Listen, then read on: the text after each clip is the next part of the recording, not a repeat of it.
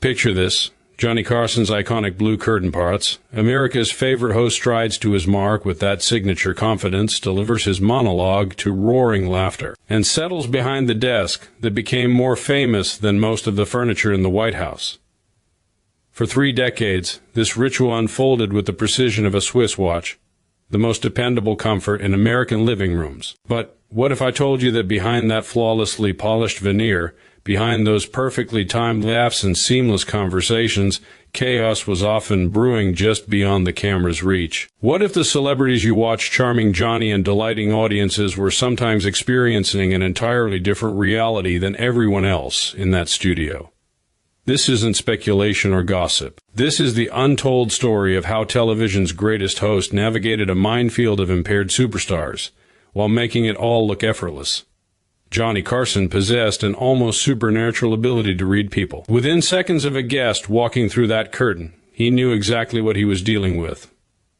A former producer who worked the show throughout the 70s revealed that Carson had developed an entire silent language with his crew. Subtle signals invisible to viewers at home but crystal clear to everyone behind the scenes. A specific touch of his tie meant the person sitting across from him wasn't entirely sober. Straightening his cards twice signaled the director to keep camera work simple because unpredictability was about to unfold. These weren't occasional emergency measures. This was a sophisticated system developed over years of managing situations that would have destroyed lesser hosts. The 70s represented a perfect storm of cultural revolution colliding with mainstream entertainment. Studio 54 was at its peak. Rock stars lived like emperors, and cocaine flowed through Wall Street and Hollywood alike. The Tonight Show didn't exist in some sterile bubble, separate from this reality. It reflected its era, including the widespread substance use that permeated every level of the entertainment industry. The show's green room, where nervous celebrities waited before their moment in America's spotlight, became legendary for both its top-shelf bar selection personally approved by Carson and the private indulgences guests brought with them. 1 drink was considered acceptable, 2 was pushing boundaries, but enforcing limits on major stars proved nearly impossible. Beyond alcohol, marijuana, cocaine, and prescription medications often arrived in combinations that became glaringly apparent once cameras rolled. Understanding this context is crucial to appreciating Carson's remarkable skill. He wasn't just an interviewer. He was simultaneously a protector, traffic cop, crisis manager, and entertainer who had to make train wrecks look like planned performances. His approach varied based on what he internally categorized as an impairment spectrum. Someone slightly loose from drinks received gentle guidance. Someone truly altered got simplified questions and occasionally shortened segments, all executed so smoothly that audiences rarely suspected anything unusual was happening. George Carlin embodied the functioning creative who made cannabis part of his brand. Appearing over 130 times on the show, Carlin never hid his preference for herbal relaxation. That slightly glazed look became as much a part of his persona as his brilliant observational comedy. Yet despite being one of Carson's most popular guests, Carlin never received an invitation to guest host, a distinction many lesser comedians enjoyed. The unspoken reason was reliability. Carson respected Carlin's genius enormously, but wasn't confident he could handle 90 minutes of live television given his lifestyle choices. What made Carlin remarkable among chemically enhanced guests was his consistent sharpness and professionalism. The substances didn't impair his wit or timing. They simply added a mellower philosophical dimension that audiences found fascinating. Carson adapted his interview technique accordingly, asking open-ended questions and then stepping back to let Carlin's mind wander in those brilliant stream-of-consciousness directions that made him a counterculture icon. Carlin himself later confirmed in his autobiography that yes, he was usually stoned during his Carson appearances in the 70s, adding with characteristic humor that it was the 70s and he was George Carlin, so people should do the math. Richard Pryor represented something more volatile and concerning, a comedic genius whose relationship with substances, particularly cocaine, sometimes pushed Tonight Show segments from brilliant to alarming within minutes. Pryor could start an appearance as the sharpest, funniest person imaginable, Then suddenly his eyes would change and he'd drift somewhere else mentally, leaving Carson to work like a traffic controller, bringing things back on course. A particularly memorable segment from 1978 began conventionally with Pryor discussing projects. Then midway through a childhood story, he dissolved into disconnected observations while his focus visibly scattered. The audience, uncertain whether this represented intentional comedy or something unplanned, laughed nervously. Carson immediately shifted into what his team called protection mode, jumping in with redirecting questions, making covering jokes, and smoothly transitioning to commercial breaks. His handling of Pryor revealed deep respect for the comedian's talent alongside genuine concern for his well-being. Carson never exploited vulnerable moments for cheap laughs. Instead, he worked to showcase Pryor at his best while minimizing exposure during erratic patches. The unpredictability distinguished Pryor from others on this list. His brilliance remained intact, but his focus and filter became unreliable, creating tightrope moments between comedy, gold, and broadcast disaster.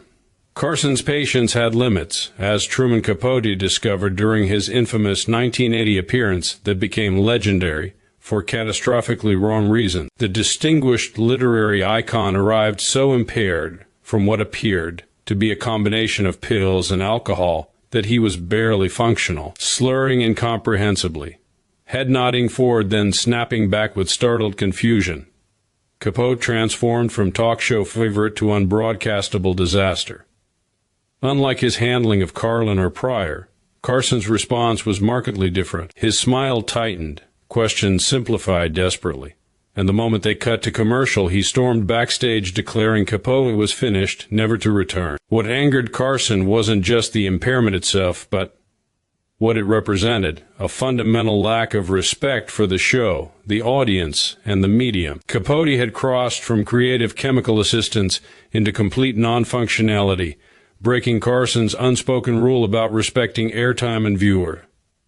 The incident led to tighter backstage monitoring and more careful green room bar regulation. Capote received one of the show's rare lifetime bans, serving as a cautionary tale about the absolute limits of Carson's famous tolerance.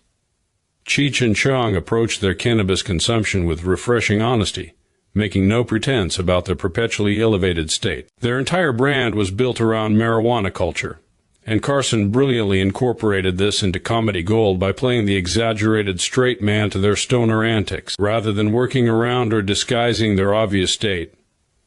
Carson would feign innocent confusion at drug references, ask set-up questions that let them riff gloriously, and occasionally glance at the camera with raised eyebrows that had audiences howling. This approach reflected Carson's philosophy about authenticity.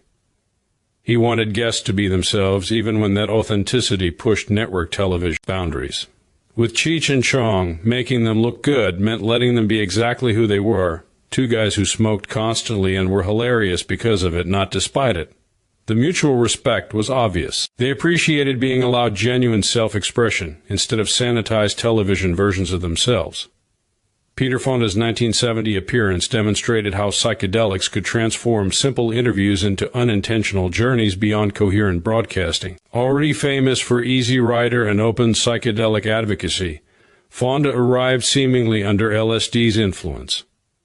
From the moment he walked on stage, normalcy evaporated. His pupils were massively dilated. He stared at lights in his own hands, tuning in and out of shared reality. When Carson asked about upcoming projects, Fonda began discussing a film, then abruptly shifted to explaining how time isn't linear, but wrapped around us like blankets while we ride cosmic consciousness waves. Carson gave the emergency signal, tapping his cards twice, and they cut to commercial only 5 minutes into a planned 12-minute segment. After the break, Fonda had been replaced with no explanation, Carson continuing as though nothing unusual had occurred. Characteristically, Carson wasn't angry afterward, just pragmatic, suggesting they give Fonda another chance in a year, when everyone has off nights. Oliver Reed's 1975 appearance showed how chemical enhancement could cross from entertaining into genuinely threatening territory. The British actor arrived visibly intoxicated, possibly on multiple substances, and quickly escalated from slurred responses to loud unpredictability. When Reed suddenly stood and began demonstrating fighting stances, security moved closer, while Carson's body language shifted into readiness. Unlike benign, high guests, Reed triggered Carson's zero tolerance for aggressive or threatening behavior. The segment was cut dramatically short, and Reed received a permanent ban. Carson made his position clear to booking staff. Regardless of star power, anyone who couldn't control themselves wouldn't sit at his desk. Sammy Davis Jr.'s hyperkinetic 1974 interview generated persistent speculation about what exactly fueled the legendary entertainer that night. Talking at lightning speed, unable to sit still, interrupting himself constantly, eyes darting everywhere while sweating profusely. Davis displayed telltale signs industry insider recognized as cocaine enhancement increasingly common in mid-70s entertainment circles. Yet unlike others, Davis's professionalism never wavered. He remained charming and entertaining, just with volume turned considerably higher. Carson adapted skillfully, allowing rapid-fire stories to flow while providing gentle guidance. When asked years later about that appearance, Davis reportedly smiled and said the 70s were the 70s, leaving it at that. Johnny Carson's navigation of these 7 guests reveals both the man and his era. He was managing cultural revolution in real time, finding middle ground between reflecting dramatic shifts in attitudes toward substances and maintaining broadcast standards. His approach prioritized entertainment value and professionalism over moral judgment. He didn't care what guests did before the show as long as they could deliver on air.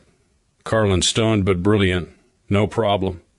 Capote incoherent and barely conscious, unacceptable. It wasn't about substances themselves, but about respecting audiences and the medium. Even when guests created their own problems, Carson worked to present them in the best possible light, protecting rather than exploiting vulnerable moments. His 3 unbreakable rules were simple. Don't threaten anyone. Don't disrespect the audience. Don't waste airtime. Break those and you wouldn't return, period.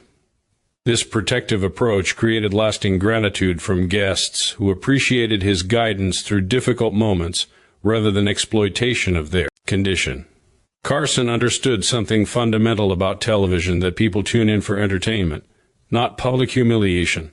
Even when guests arrived high as kites, his goal remained constant: create good television while preserving everyone's dignity. That's why he remained on top for 30 years.